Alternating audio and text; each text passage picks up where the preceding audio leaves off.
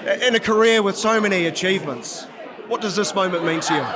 Oh, it's a proud moment, no question about it. It's great recognition for what I was able to achieve over my 18 years of international cricket. In fact, for all the inductees here, it's a proud moment. I played in a wonderful era in the 70s and the 80s, and all the others here played generally in different eras. So it's great to catch up with people that have come from different places and played in those different eras, and to reminisce and congratulate each other and have a bit of fun. It's a tremendous event. It's a wonderful 11. They've got every base covered, every facet of the game, and to wander in there and see yourself enshrined amongst them. Is it sort of hairs on the back of the neck type stuff? Oh, not quite that. Not quite that. Actually, the caps, mean, it was interesting when they were doing the speeches here, everyone is regarded as being equal, which is absolutely right. We're all equal because we all did things our own way in our own eras, and all our hats are the same size. And this is far too big for me, so Really? I can never be accused of being a big head or anything like that. But no, this is a lovely memento to have, and I've got just the place for it. I've got a bronze bust at home that somebody made of me many, many years ago when I was playing at Nottinghamshire, and I think this will sit quite proudly on that bronze bust. Yeah. And it may fit the bust, funnily enough. Well, I'll make it fit. I think you've got reason to have a big head. 431 test wickets. No one had taken that many when you walked away from the game. When did you feel like you became a Hall of Fame bowler, though? Oh, well, I've been fortunate to have been inducted into the ICC Cricket Hall of Fame, which was done in 2000, somewhere around there. And that's a wonderful recognition in itself to be there compared with other greats from other countries all around the world. Now, this is the New Zealand Cricket Hall of Fame and just has equal recognition and importance. I've got some great memories. And I guess what I was asking is, along the way, when did you finally completely peak and become the truly world-class performer in your own mind? Did you feel like you were always on that path? Did you have to have a knock down, get up, go again? How would you describe that? The first sort of 7 or 8 years of my career, I bowled off the long run and had a few injury problems. I went to England, I played county cricket. I fine-tuned my technique and my skills over there. The short run happened in 1980, which gave me longevity in the game.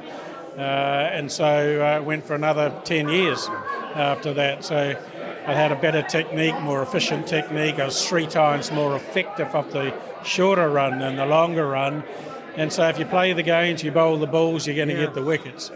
It's like when you're batting, the longer you stay out, the other greater chance you have of accumulating runs. So I guess by the time I was in my mid-30s and we had that historic win in Australia, the Test Series win, the Gabba Test win, of course, when I got the 9 wickets, 15 in the match, that I was at the peak of my game then, which means that I was, 35.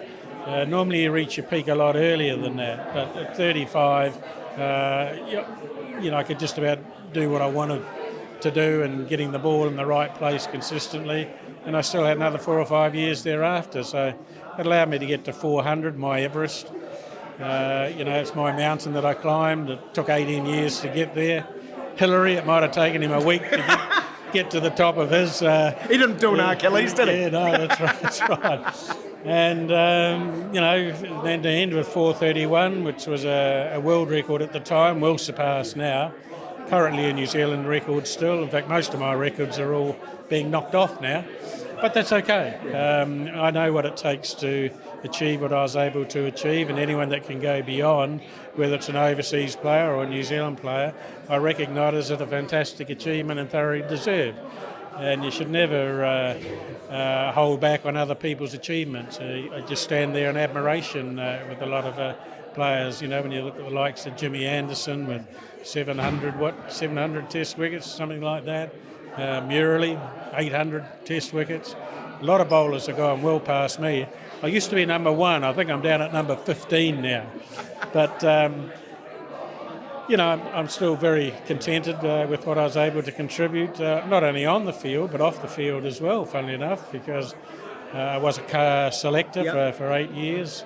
I managed our A teams to Australia, India and Sri Lanka, a board member for 4 years. There's not much left, is there? No. So it's time to put my feet up and sit in front of the tally and just watch. And stop talking to me. 2 more. Best achievement as far as a team perspective in your time. Was it beating the Aussies in Australia? Well, it's hard to give you a definitive answer, and I know you want a quick answer, but the point is the era that we played in the 70s and 80s, we achieved firsts. Indeed. You won so much, well, too, we did. by our standards. We beat Australia here at the Basin Reserve, or Lancaster Park rather, in 74. We beat England in 78 for the first time here at the Basin Reserve. And then we were winning offshore. We won in England for the first time 83. At Headingley in 83. Won the series for the first time in England in 86. Of course, we had the series win in Australia in 85-6 with a 2-1 result. So those firsts all have equal importance and meanings and memories. In fact, funnily enough, the test in 83 at Headingley, I never got a wicket. It was Kenzie had a great test. Chatfield and Coney. All those starting with C got wickets. And I was thinking of changing my name after that test. But you remember little anomalies like that. But collectively, we all did a job in that particular test. I was able to contribute with the bat, not so much, or nothing with the ball. Although I felt as though I bowled well enough to get at least one. At least one wicket. At least one. It wasn't to be. But in other games, generally team performances were pretty important. Yes, I had some great individual performances, but when we beat Australia in Australia for the first time, and I got those 9 wickets, it was Martin Crowe who got 188. John Reid got 100. John Reid got 100. So whilst there were some special performances by 3 individuals, collectively everyone played a role. You still got to bowl at the other end. You still got to take catches. You still got to bat and support and have partnerships. And if you look back at that sort of thing, that's what teamwork is all about. Together, everybody achieves more. Yeah, well said. God, if only we could be like you, be at the top of your mark going, am I going to bowl the away swinger, the in cutter, the Yorker, the slippery bouncer? Is there one ball you're most proud of? Did you ever bowl the perfect ball? Well, if you're asking me to do it now, it would be an underarm delivery. I think the Aussies have that corner, don't they? Oh, yeah. There are 2 balls that really stand out. One was when we beat Australia in Christchurch for the first time in 74. It was dismissing Greg Chappell in the second innings, where he got nicked out and he was caught by Coney at second slip. And the number 5 stand was full, and they erupted, and everything just sort of like happened in slow motion when the nick and the ball carried through to Coney, and we dismissed Greg Chappell. That was a significant wicket.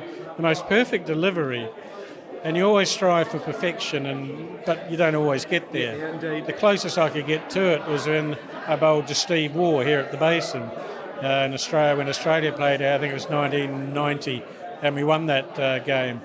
And the ball pitched on middle, and Steve Waugh got him behind it, did everything correctly, and it knocked the top off Bale off. The perfect delivery. Couldn't have been any better than that. Right down to a bare half a centimetre. So those things stand out, and again, great memories. Lovely to see you smile. Enjoy the night. Good on you. Congratulations. Thanks for all you've done for New Zealand cricket. Okay, thank you.